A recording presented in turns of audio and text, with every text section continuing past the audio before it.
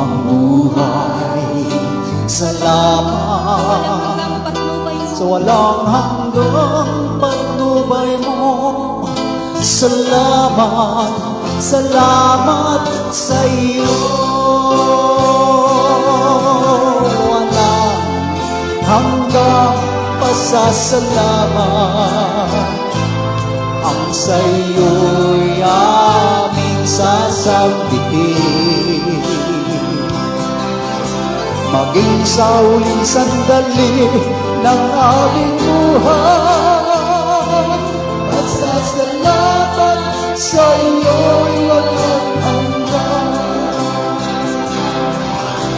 Walang hanggang pasasalamat sa iyo'y aming sasabihin. Sa huling sandali ng aming buhay, pasasalamat sa iyo'y walang hanggan.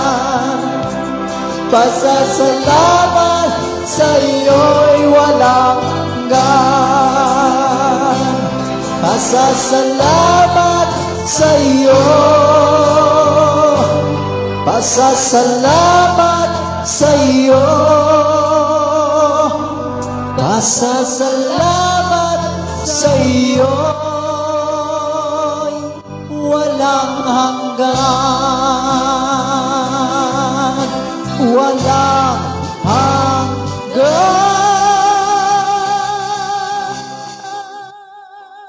Praise God, praise the Lord. Muli po isang mapagpalang gabi at mapayapa sa atin pong lahat, lalo na sa ating mga patuloy na sumusubaybay at mga nariyan na kantabay. Una po ay pinagpapasalamat natin sa Panginoon yung maghapon kung paano tayo iningatan ng ating Diyos. At sa inyo man, sa inyong mga dako at tahanan, saan man kayo naroroon, naabutin ang tinig na ito, lagi nating pinagpapasalamat sa Diyos na tayo po ay may ganitong pagkakataon upang makapagnilay-nilay o makapagbulay ng salita ng Diyos. Salamat din sa Diyos sa kuryente, sa pagbabalik ng kuryente at narito meron tayong nagagamit. Ganun din po sa bawat kabutihan sa bawat araw sa buhay natin ng mga kababayan, mga minamahal. Tumaasa po ako sa Diyos na kayo'y pagpalain ng Panginoon sa inyong pakikinig. Napakabuti ng Diyos. Hallelujah. God is so good. Kaya halina po kayo at ating samantayan ng pagkakataon na ibinigay sa atin ng Diyos at may lakas tayo at may buhay. Halina po kayo at ating gamitin yan para po sa layunin ng Panginoon. Una ay dito po sa programang ito ay upang maitanyag natin ang kabutihan ng Diyos. At hindi lamang yan upang bulayin natin ang bawat bagay. Sabi nga, tayo nakakita ng mga bagay, hindi natin binubulay, nakarinig. Ngunit, yun, dapat atin itong bubulayin.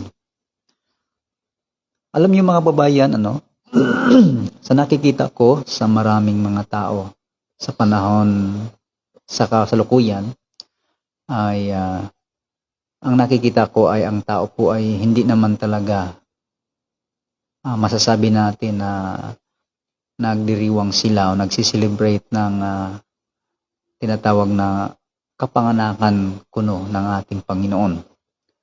Ang nakikita ko po ay sila po ay nagpapakasaya lang. Nagsasaya lamang po sila sa kanila pong mga ginagawa. Yun ang nakikita ko po na sila ay nagsasaya lang. Dahil yung kalang ginagawa, makikita nyo naman kung paano po nila pinasasaya yung kanilang mga sarili. May mga ginagawa silang paraan kung paano pasayahin ang kanilang mga sarili. Ngunit ang nakikita ko ay hindi ang Diyos ang sumaya, kundi sila ang nagpapakasaya. Sa bawat layunin natin ay dapat ang ating pinakasentro ay upang lugurin at ang pasayahin ay ang Panginoon.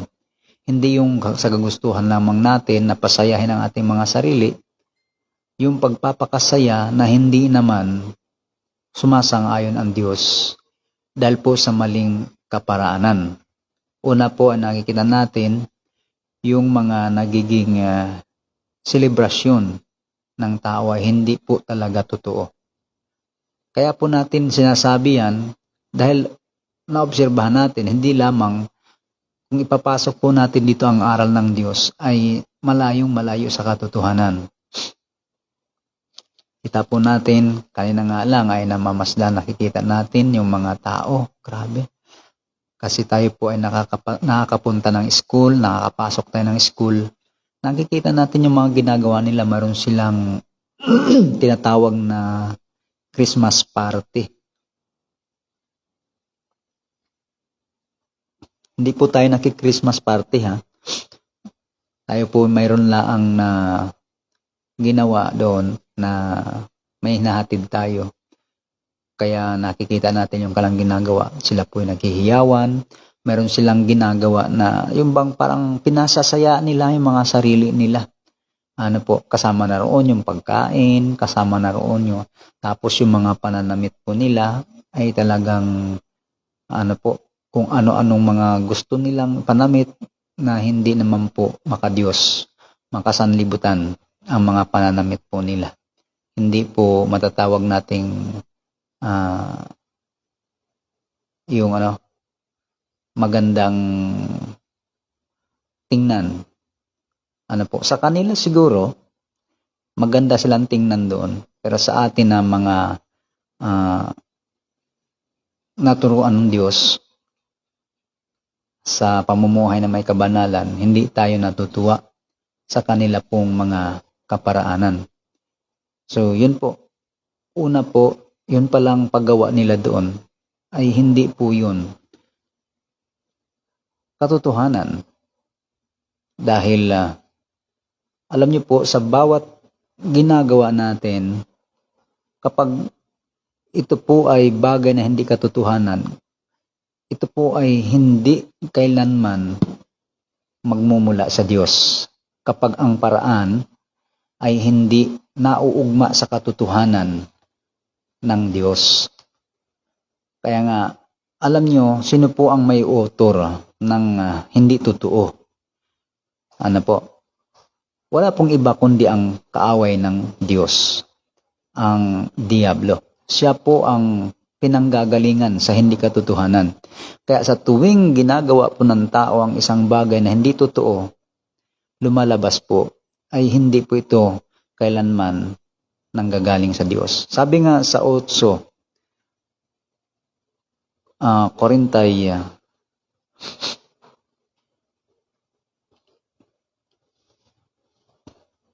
3, bakit hindi ninyo na pag-unawa ang aking pananalita?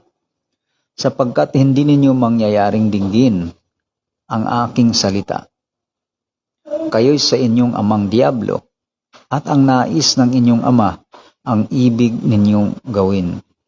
Siya'y mamamatay, siya isang mamamatay tao, buhat pa ng una, at hindi nananatili sa katotohanan, sapagkat walang katotohanan sa kanya. Pagka nagsasalita siya ng kasinungalingan, ay nagsasalita siya ng saganang kanya, sapagkat siya'y isang sinungaling at ama nito. Sa tuwing nakikita, ewan ko, hindi ko po sinasadya, hindi ko naman sinasadya na pag nakikita ko sila ay nakaramdam ka ng lungkot. Ano po? Hindi natin sinasadya yun, pero talagang pag nakikita natin, nalulungkot ka sa halip ay matuwa. Siguro, dahil nga alam mo ang katotohanan, na kapag nakikita natin na marami pong mga napapaniwala sa kasinungalingan, malulungkot ka na kasi nananaig ang kaaway, nananaig ang Diablo, na walang nais na itanim sa ating mga isipan ay ang hindi katotohanan. Ano po ibig sabihin? Katulad ng ginagawa nila, meron silang tinatawag na Christmas party. Tapos dun sa mga party-party na yon, ay para dahil daw ipinanganak ang ating Panginoong Kristo. So ang tanong, banal po ang ating Panginoon, di po ba? Banal po yan. Ano po, maanghel nga po at mga matuwid, nagdiriwang sa panahon na ipinanganak ang ating Panginoong Kristo. Banal po, pero yung ginagawa po ng mga taong nagdiriwang ngayon, hindi po banal. Hindi po kabanalan yung ginagawa nila. Nandyan yung kung ano-ano po yung mga ginagawa nila, kung ano-ano po yung mga naisip nila na hindi po katotohanan. Yun lamang pong ginawa nila, hindi rin po totoo. Mayroon po, kaya nga marami pong mga tao, kahit man po yung mga nagsasabing mga sila'y mga born again na, ay nakikisabay at sila po ay nakikiuyon, nakikiayon, nakikiisa. Kaya maraming ayaw doon sa talagang istriktong aral dahil po sa masaya na iinggit po yung iba. Kaya nga hindi nila yan basta-basta na maiwanan dahil nandoon yung kasayahan Pero alam naman din, ewan ko lang, siguro alam din naman ng iba yan na mga nagsasabing Christian. Alam din naman nila yan na hindi talaga December 25 ang kapanganakan. Pero bakit hindi nila kayang baguhin sa kanilang mga sarili ang ganong paniniwala? Dahil nga may dumadaya sa kanilang isipan na kung aalisin nila yon, ay yun lang yung panahon na masaya. Ang kasayahan po mga kapatid, wala yan sa panahon. Ang pagsasaya, wala yan sa buwan. Wala yan sa araw. Ang pagsasaya, kahit anong oras, pwede po natin gawin yan. Amen. Sabi nga sa awit 37, sa awit 37:4, magpakaligaya ka naman sa Panginoon. Sa Panginoon ka magpakaligaya. So, yung pagpapakaligaya ng tao sa Panginoon, hindi naman po sa Panginoon lamang yung panahon na yon. Doon ka maglalaan ng panahon na magsaya ka. Ang totoo nun, ang pagpapakasaya, utos talaga. Magpakaligaya ka. Kaya lang, hindi sa ganong paraan. Magpakaligaya ka sa Panginoon. Paano kung wala kang pagkain? Paano kung wala kang maibibili? Paano kung wala kang ganong mga kaibigan? Paano kung wala kang ganong pag-aari? Paano kung nasa isang bundok ka, nasa isang yungib ka, nasa isang kabukiran? Hindi mo magagawang magsaya ngayon.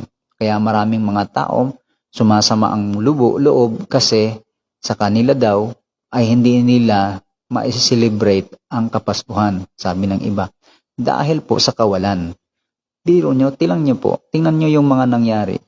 Nadaya kasi ang isip ng tao mga kasinungalingan ang naitatanim sa atin. Kung kaya't, sa halip na pagmumulan ng katotohanan at kabutihan, hindi. Kasi pinagmulan pa kung minsan yan ng mga kalayawan. Nandoon yung nagsasabong na, nandoon yung nagdidisko na, nandoon yung nag-iinuman na. Kita niyo naman po kung anong idinadaos pagdating ng mga ganong panahon. So kayo ba maniniwala na ang Diyos ang pinagmulan yan? Kasi kung galing sa Diyos, banal ang Panginoon. Hindi niya kailanman hahayaan o papayagan na yan ang mga uri ng gawain na gagawin ng mga taong naglilingkod at sumusunod sa Kanya. Amen? Hindi po Kasi sabi rito, nadaya ang isip ng tao Sabi rito, kayo sa inyong amang diablo at ang nais ng inyong ama ang ibig ninyong gawin.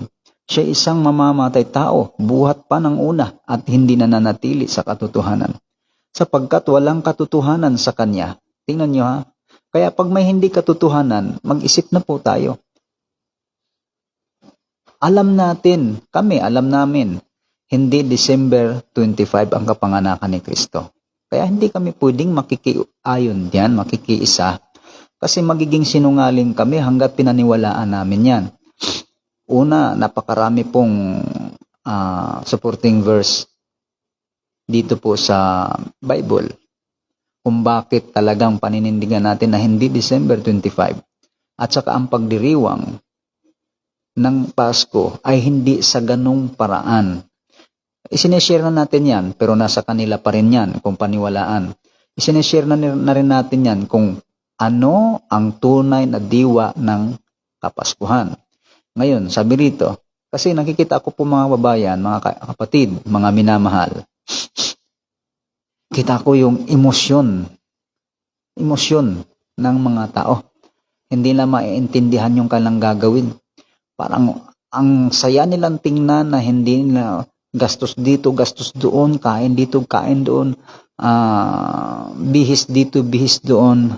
Tapos parang laging nakatawa, laging masaya, laging pansin niyo po ba? Pero paglipas ng panahon, anong nangyayari? Ano po, ganun pa rin ba sila? Hindi na po. So, ano yan?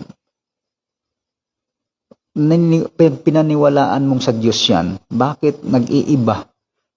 Parang hiram na damdamin, hiram na kaaliwan, hiram na, alam mo ibig sabihin ng hiram, para bagang madaling pagkatapos wala, hindi naman talaga totoo. Kaya ang sabi rito,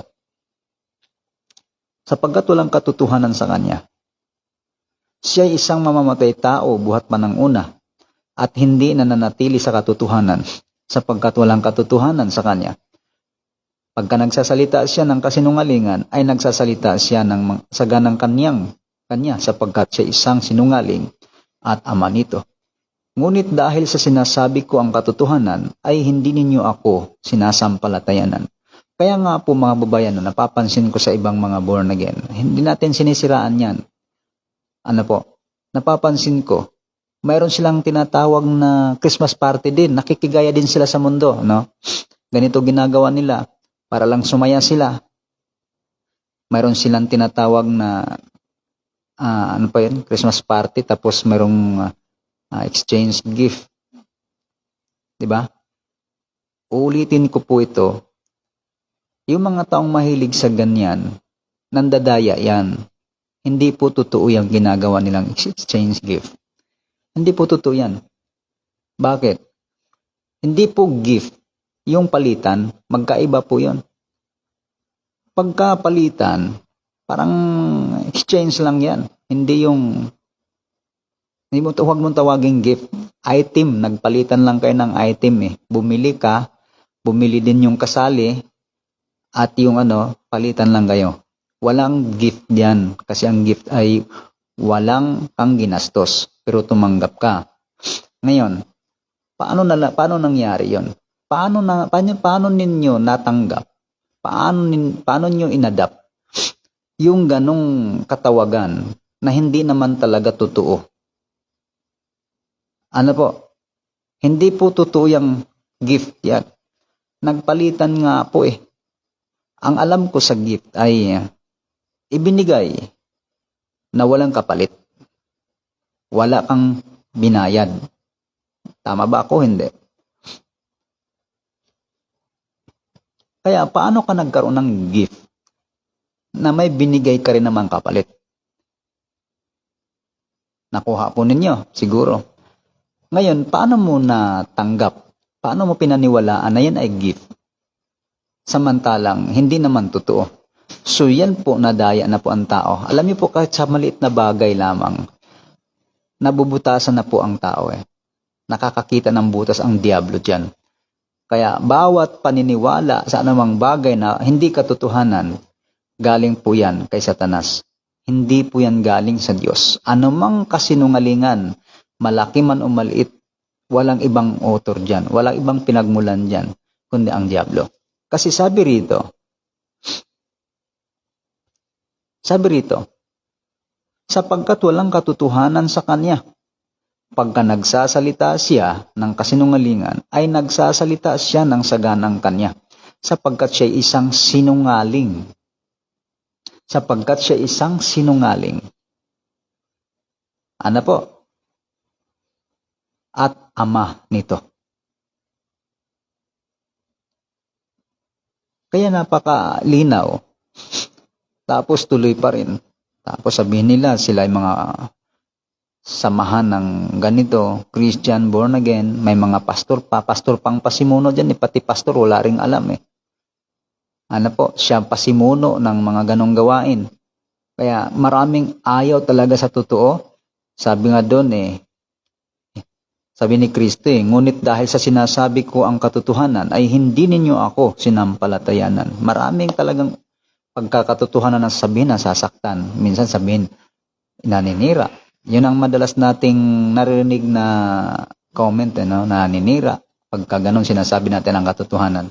So nasa sa inyo kung paano niyo yun unawain, kung yun ay isang uring paninira o isang paghahayag ng bagay upang huwag tayong madaya.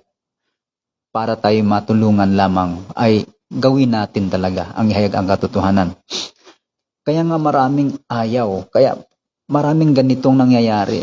Bakit mas marami ang mga tao na pumipili ng ganong paraan sa buhay na kahit bersikulo sa banal na kasulatan, sa Biblia, ay wala silang katibayan sa mga bagay na ito. Bakit mas gusto nila yun? Dahil marami, inggit sila. Dahil maraming tao, halos karamihan, kapitbahay mo, kamag-anak mo, kaklase mo, sino pa? Nakikita mo ganun ang ginagawa nila, ikaw naman, hindi ka makapapayag na wala ka ding ginagawa para maging masaya. So, nandun na yung inggit sa puso. So, yung inggit sa puso na yon, yun ang magtutulak sa'yo para gawin mo na rin yung ginagawa nila. Kasi, mas marami ang gumagawang ganyan kaysa yung maninindigan ka sa katotohanan. Yung piliin mo ang tama. Yung alam mo, piliin mo yung alam mo.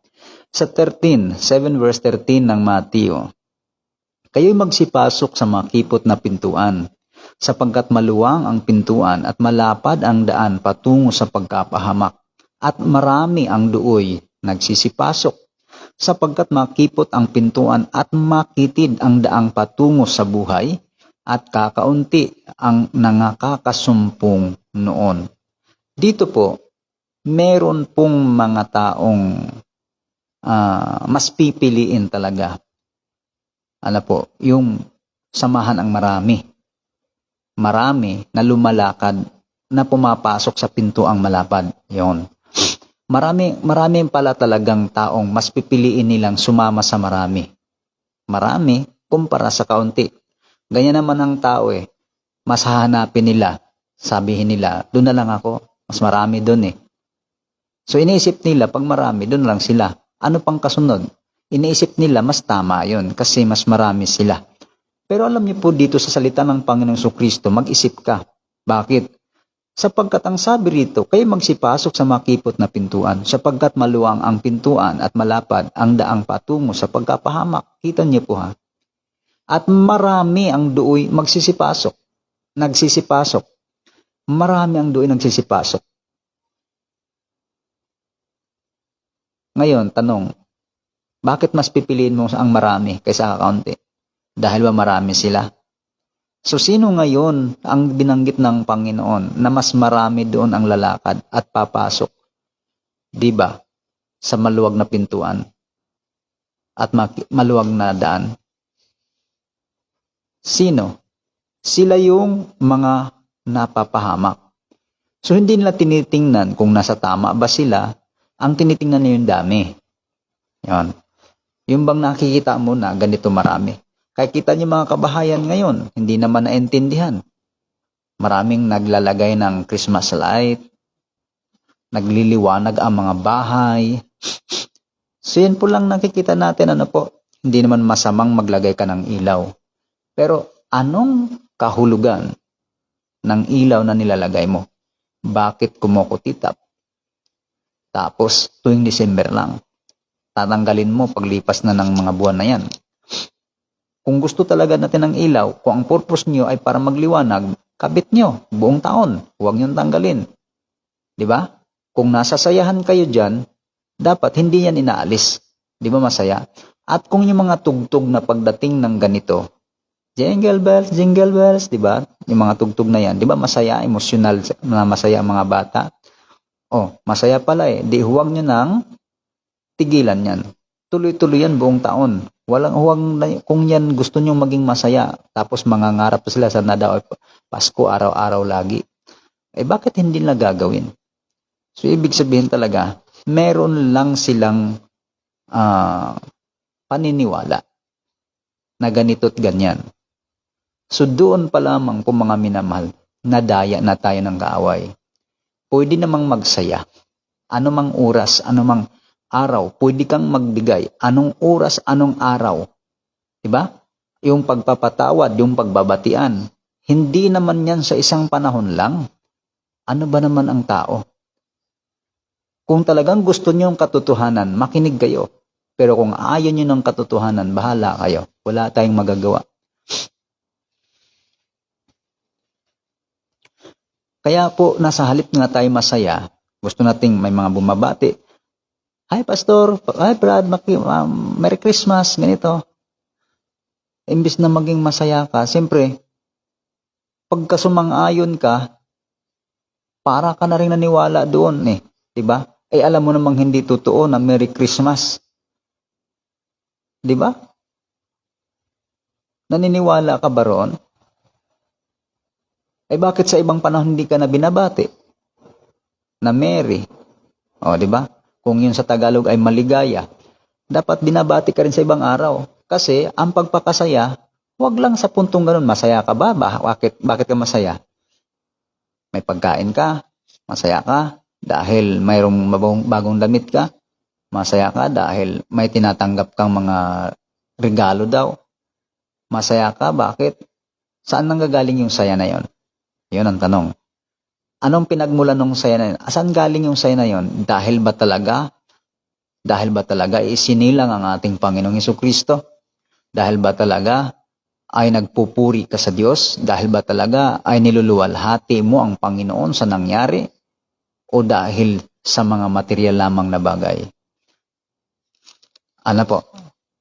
Kaya doon po natin nakikita, hindi po talaga sila nagsaya dahil sa kapanganakan ng ating Panginoon Jesucristo. Nagsaya sila sa kaparaanan nila. Wala ka nakikita nag-hallelujah dun eh. Wala ka nakikita nagpupuri sa Panginoon kung anong mga tugtog, mga sayaw-sayaw doon, mga tugtog na yun. Ganun ba? Eh di banal ang Panginoon. Sa halip ay maging masaya ka, malulungkot ka tuloy. Baka sabihin ka pa, anong nangyari sa'yo? Sa halip ay maging masaya ka, eh bakit ka nalulungkot? Mga kababayan, ano po? Kapag kalooban ng Panginoon o damdamin ng Panginoon, si Lord po eh. Pag mga piyesta-piyesta na ganyan, mga selebrasyon, alam niyo po, ang Diyos nagdadamdam din. Pagkahin talagang hindi ayon sa kanyang kalooban. Nagdadamdam ang Diyos. Sabi dito,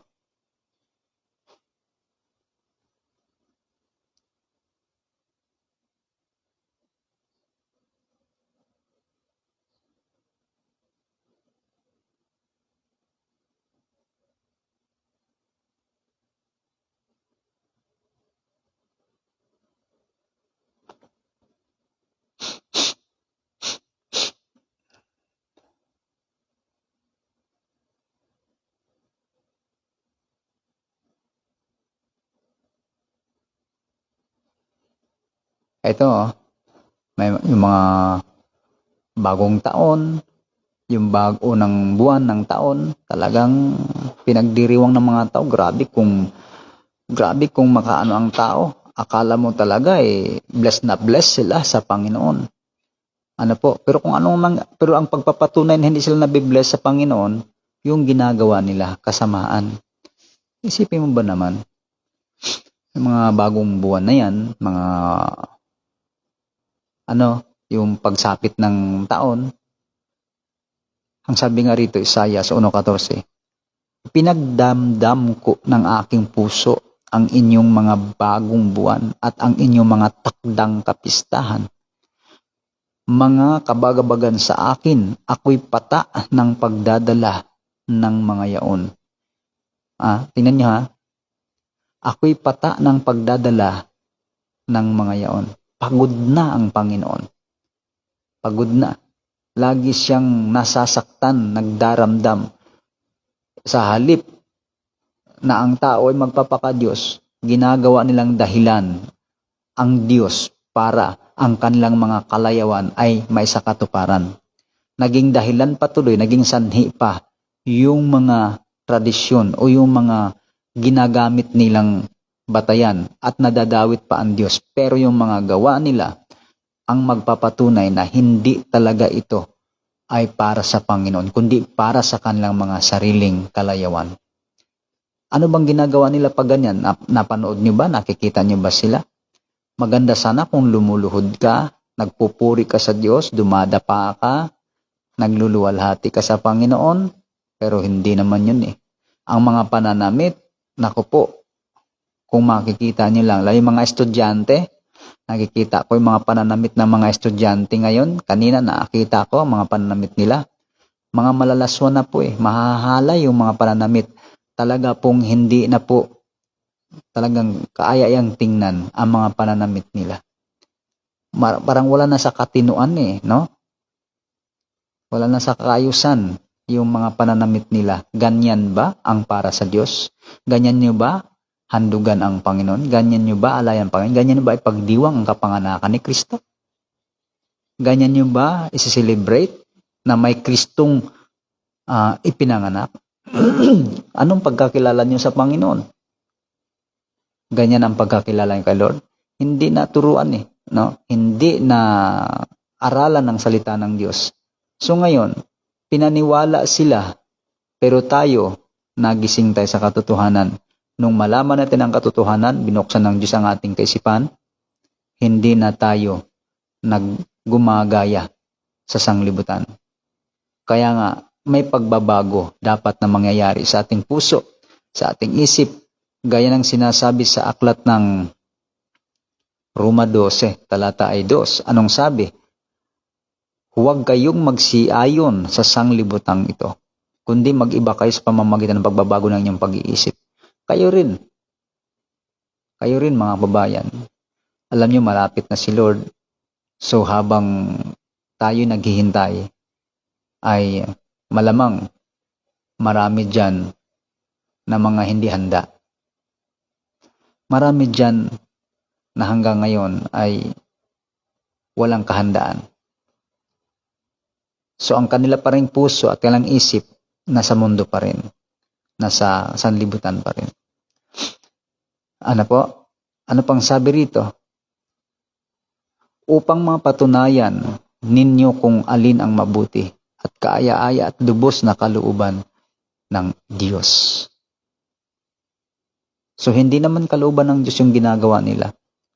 Sinisiguro ko kapag wala silang mga ganon, mga pananamit na ganon, wala silang pagkain na ganon, wala silang pera, ano po, at na taon brown out, ulang kuryente o bagyo, sigurado ako, maraming malulungkot dyan.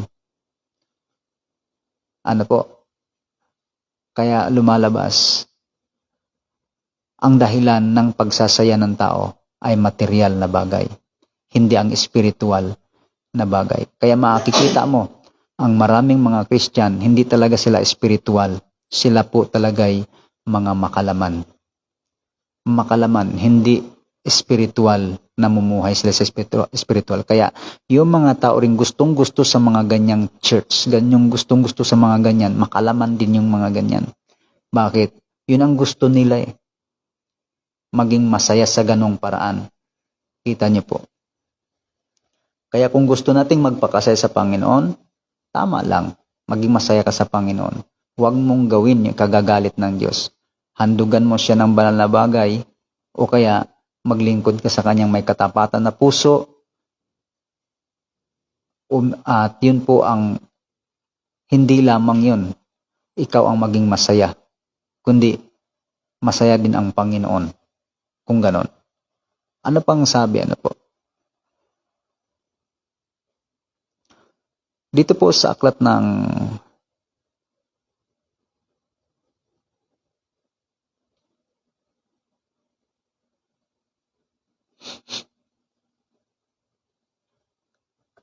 balikan nga po natin, ano?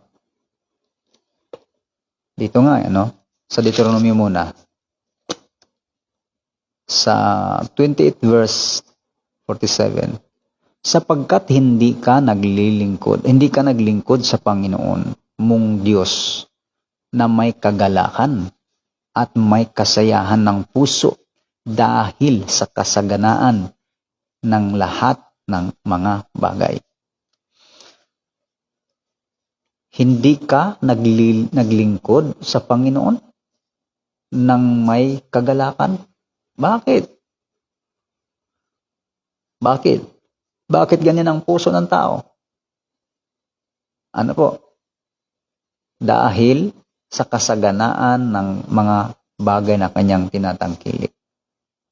Yun palang nagpapasaya sa kanya ay yung mga bagay na kanyang tinatangkilik. Doon pala siya masaya. Ano po? Pero yung katotohanan na sa Panginoon siya naging masaya, wala doon ang katotohanan. Hindi yun ang katotohanan. Kaya naglilingkod nga sa Panginoon, pero kulang yung naramdamang galak. Kulang yung naramdamang saya. Kulang yung naramdamang alab. Kulang yung naramdamang pagiging maligaya at may kagalakan. Bakit? Sapagkat nasa material na bagay ang kagalakan. Hindi talaga sa Diyos. Kasi kung sa Diyos yan, kahit pa yan wala, kahit gutom, kahit uhaw, kahit pa yan walang matuluyan, masaya yan. Masaya pa rin yan. Ano po? Kung ang tao hindi sa material na bagay, siya naging masaya. Ibig sabihin, hindi na mas higit ka pa nga sa mga mayayaman. Kumbaga, mas lamang ka sa kanila na yung mga mayayaman, kahit mayroon yan, hindi pa rin yan nasisiyahan. Kung anong meron, naghangad pa rin yan. At kung nasisiyahan man sila, nasa material na bagay. Pero mas ikaw ang nalamangan mo sila. Kumbaga, mas tinalo mo pa yung mayaman kung ikaw ay nagawa mong magsaya. Kahit wala ka ng ganitong mga bagay. Ikaw yung mas masaya kung ikukumpara mo sa mga taong umaasa sa kaligayahan dun sa material na bagay. Kaya ang sabi rito, sapagkat hindi ka naglingkod sa Panginoon mong Diyos na may kasayahan at may kagalakan at may kasayahan ng puso. Dahil sa kasaganaan ng lahat ng mga bagay. Ano po? Kaya yan po, mga kababayan, mga minamahal, ang atin pong dapat maunawaan. Dito po nga sa Tito 3. Talata po ay 3. Sapagkat tayo rin naman, ng unang panahon ay mga mangmang, mga suwail, mga nadaya, na nagsisipaglingkod sa sari-saring masamang pita at kalayawan, na nangamumuhay sa masasamang akala at kapanaghilian. Yun, yung pagkainggit. Ang tao mainggitin eh. Kasi ang tao po kasi, mga minamahal, pag nakikita mo ang tao na hindi siya, mas pinipili niya yung samahan ang maraming tao, hindi ibig sabihin yan, katotohanan yun. Malamang yan, kung ano ang meron sa puso niyan. Alam niyo po kung ano. Ano nga sa palagay niyo? Malamang yan, kung ano nasa puso, meron siyang inggit sa puso. Inggit ang nagiging dahilan kung bakit mas pinipili niyang samahan ang karamihan. Lalo pag nakita niya na nag-iisa na lang siya, wala siyang kaibigan, walang pumapansin sa kanya, di ba? Tapos sa iba, makikita marami silang kaibigan, masaya, lagi, kumbaga nakikita kung saan-saan, nakakapunta, nakakarating, kung may binibili, nakakabili kasi may pambili. Minsan doon, alam nyo, ang namumuo doon sa puso ng tao ay inggit. Talagang hindi siya makapapayag na wala siyang ganyan. Hindi niya maranasan kasi inggit siya.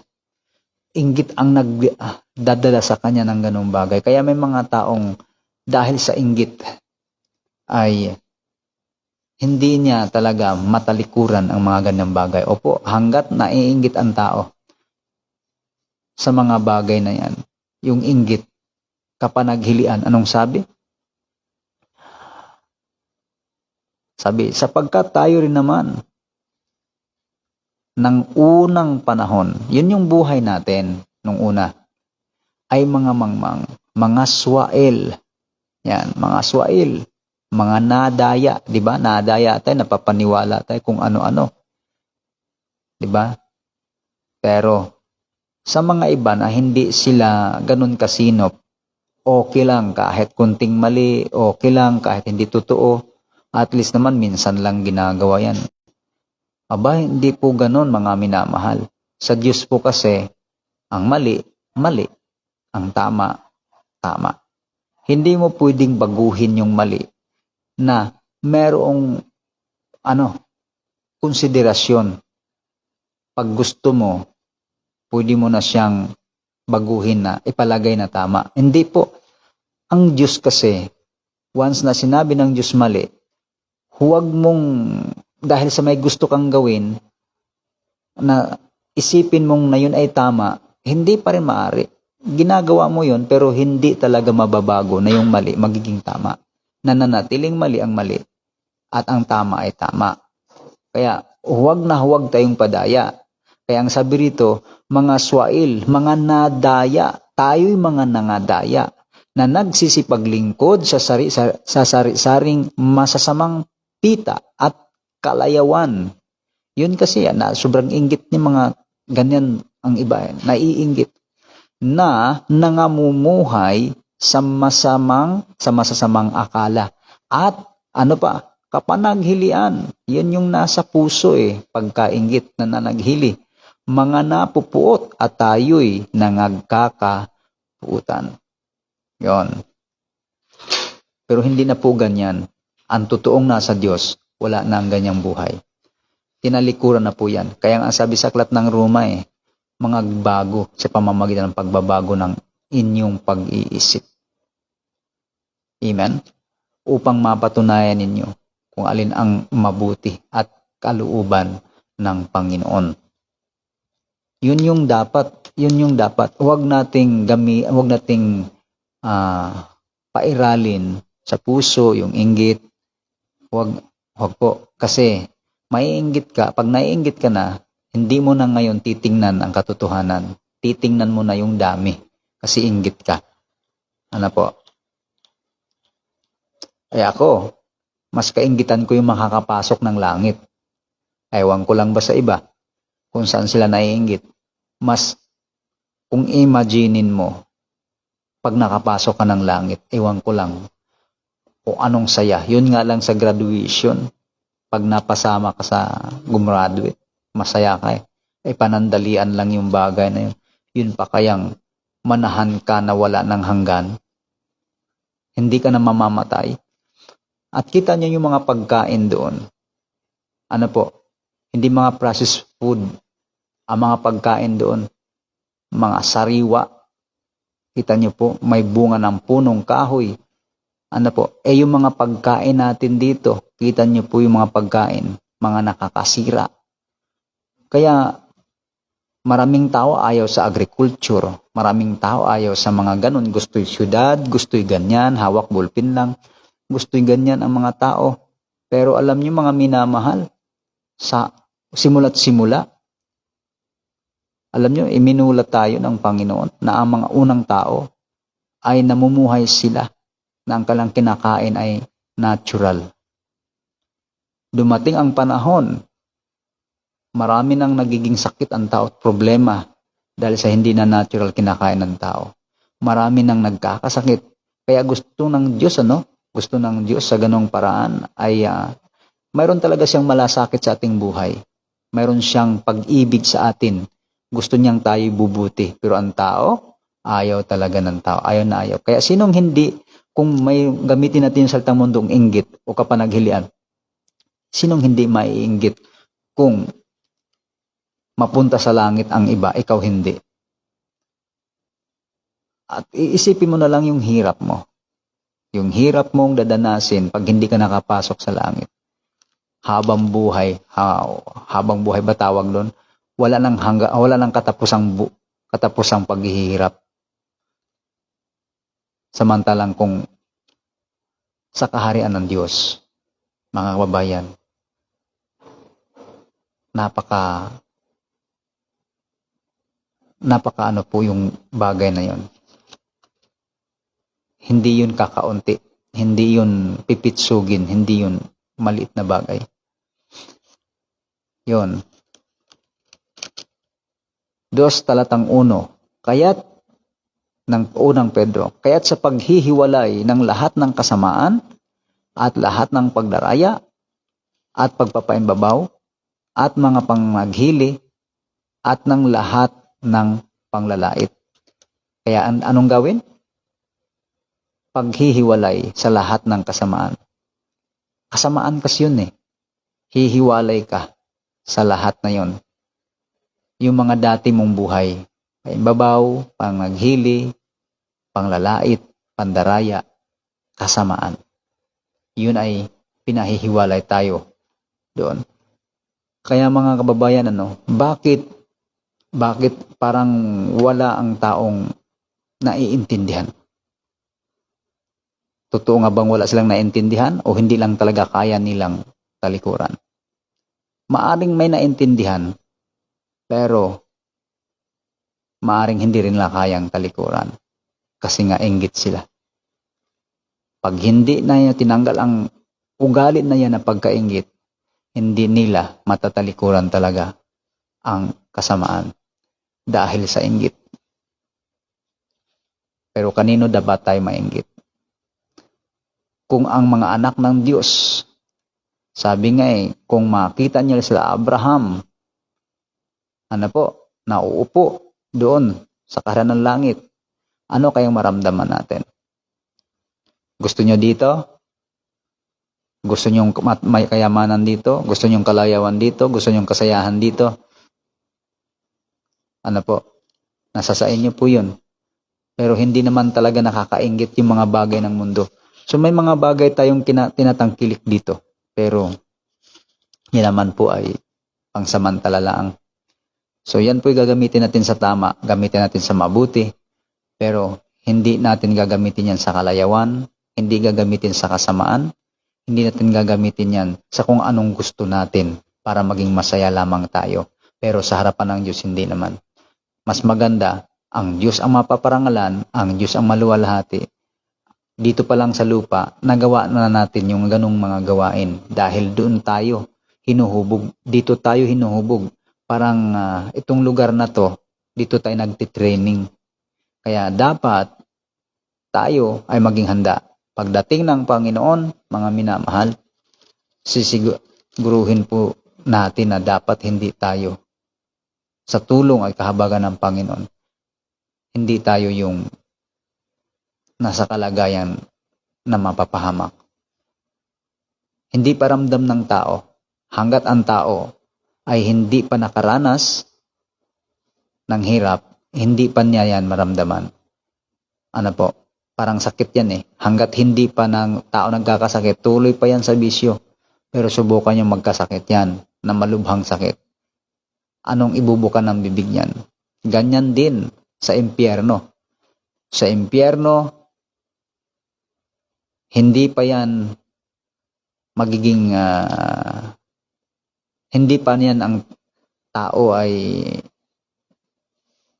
matatauhan kasi wala pa doon. Pero pagka nangyari na nandoon, yun na yung mga bagay na lahat na Lahat-lahat ng sasabihin niya doon. Huwag naman nating hintayin dumating sa punto na huli na.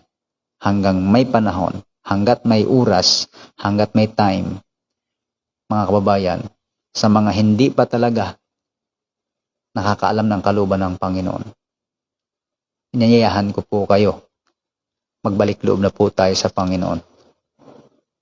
Talikuran niyo na po lahat ng mga kasinungalingan. Hindi kayo ililigtas niyan. Ano man ang mangyari, mga minamahal, huwag kayong pumayag na naluloko kayo lagi.